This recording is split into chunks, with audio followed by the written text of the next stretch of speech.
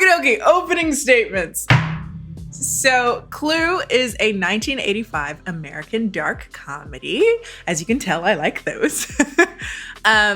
It's also a mystery film based around, again, the board game of the same name, Clue.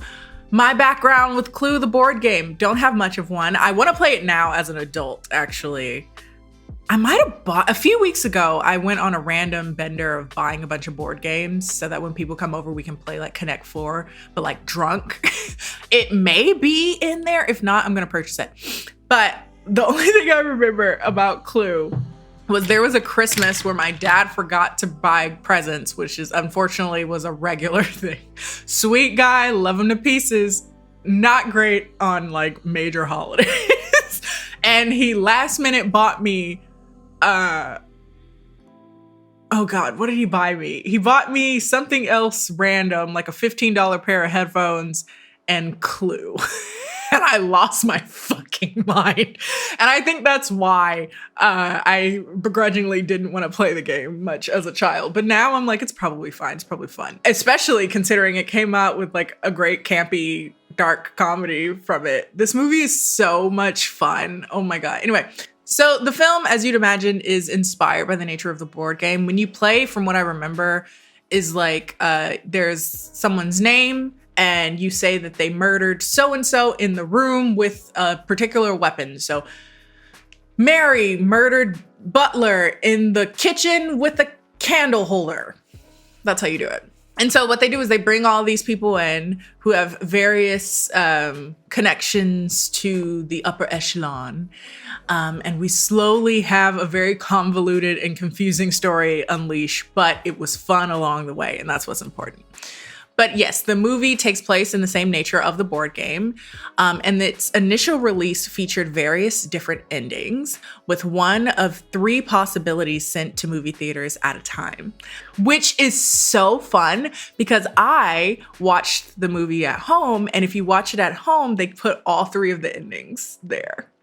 So at first I was confused, but now it's like, oh, it was for the fun of it. Oh my God, that's so fun. But home media, of course, releases include all 3 endings presented sequentially. It was very confusing at first. I was like, what's happening? And then I was like, oh, because Clue is based off of... Okay, I get it. Anyway, so much fun. Anyway, the film, unfortunately, initially received mixed reviews, did poorly at the box office, grossing $14.6 million in the United States against the budget of $15 million.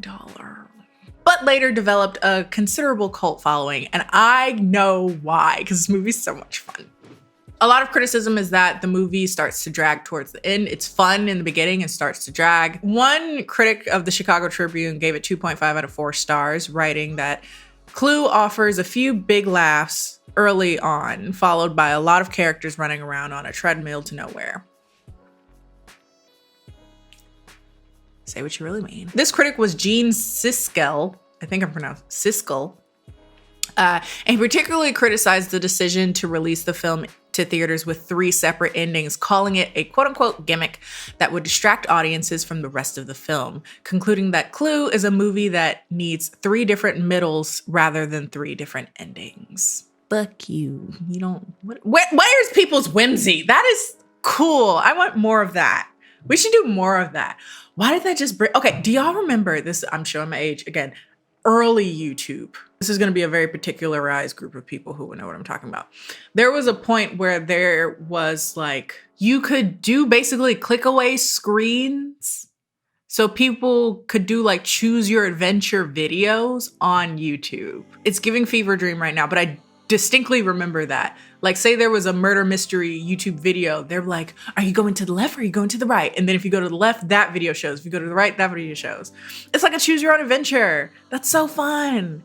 You guys are no fun. Anyway, Roger Ebert in the Chicago Sun-Times gave the film a 2 out of 4 stars, writing that it has a promising cast, but that the film's screenplay is so very, very thin that the actors spend most of their time looking frustrated, as if they'd just been cut off right before they say something interesting. There was also opinions around which ending was the best, most saying that A was the best and C was the worst.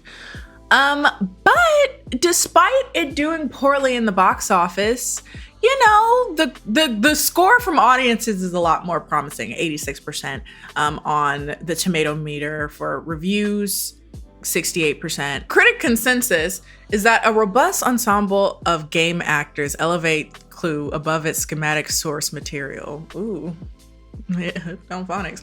But this farce's reliance on novelty over organic wit makes its entertainment value a roll of the dice. How pretentious.